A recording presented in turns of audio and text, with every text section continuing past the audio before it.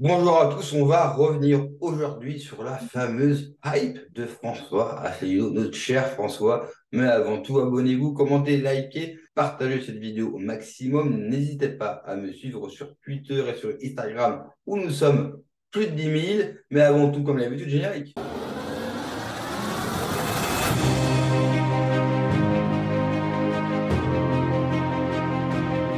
J'ai pu voir sur Twitter les trolls de l'UPR, les fans de notre cher François nous parler de hype. Il y a une hype autour de l'UPR, autour de son président éminent, François Asselineau. Alors oui, je vais vous surprendre, il y a bien une hype François Asselineau. Près de chez moi, vous avez un EHPAD, je les salue tous d'ailleurs. Ils ont préparé une magnifique banderole à l'effigie de François. Bienvenue François. Et je peux vous dire qu'ils ont mis les formes et que ça leur a demandé beaucoup de temps. Et pour connaître le directeur, et en vue de la notoriété qu'a François Asselineau, de ses centaines de milliers de vues, je pense que je peux lui avoir un petit rabais de 10%. Et allez, soyons fous, je pense même qu'on peut aller à 20%. Blague à part, les amis, il n'y a pas de hype François Asselineau.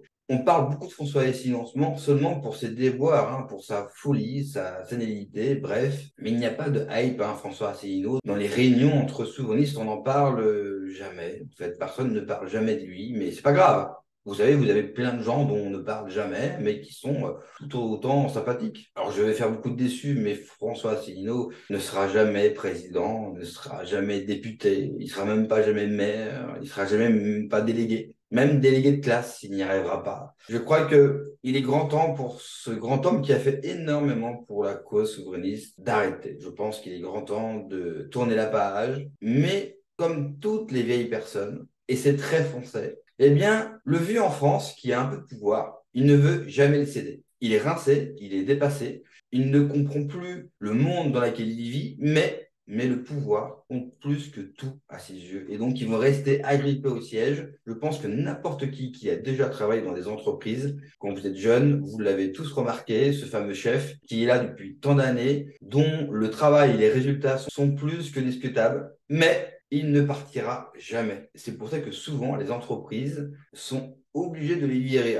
Non seulement parce que le jeune coûte bien sûr moins cher, mais c'est surtout qu'à un moment donné, ces gens-là ne sont jamais capables de reconnaître qu'ils ont tort. Ils ne sont jamais capables de reconnaître qu'ils sont dépassés, qu'ils n'y arrivent plus et de laisser la place à un jeune. Mais le problème de l'UPR, c'est que comme tous les jeunes compétents sont partis, si François déciderait d'arrêter, eh bien, il n'aurait personne à mettre derrière lui. Donc, l'UPR va mourir de sa petite mort, mais comme une multitude de petits partis politiques, mais qui finalement n'aura jamais compté pour la France, mais pour la famille souverainiste, car c'est lui qui a mis vraiment le débat du Frexit, le premier en tout cas sur Internet, car dans les urnes, c'est toujours resté confidentiel. Alors je sais François, tu vas me répondre que tu n'es jamais passé dans les grands médias. C'est vrai. Mais en même temps, si les Français en voulaient du Frexit et de ta personne, ils auraient quand même un petit peu plus voté pour toi. Mais comme tous ces grands ponts de la politique, eh bien, ils ne partiront jamais. Et en plus, tous ces hommes qui ont cru en leur destinée, au lieu de partir sagement, ils vont partir avec aigreur et ils vont appliquer ce qu'on appelle la terre brûlée. Donc, vous avez pu voir Asselineau sur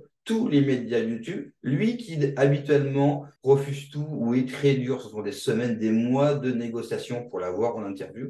Là, tout d'un coup, non seulement tout le monde l'invite, et en plus, lui décide d'aller absolument sur toutes les chaînes pour faire des interviews, des entretiens de 2 heures, de 3 heures, de 4 heures, de 5 heures, qui sont vus et revus, qui sont fatigants comme la personne, je crois que François, vu ton âge, repose-toi, prends des vacances, profite de la vie, laisse-nous faire. Je ne sais pas si on fera mieux. Nous, en tout cas, nous avons encore toute notre tête. Mais je te le rappelle, François, mon EHPAD est prêt à t'accueillir et tu as 20% de réduction. Allez, François, sans rancune et merci pour tout.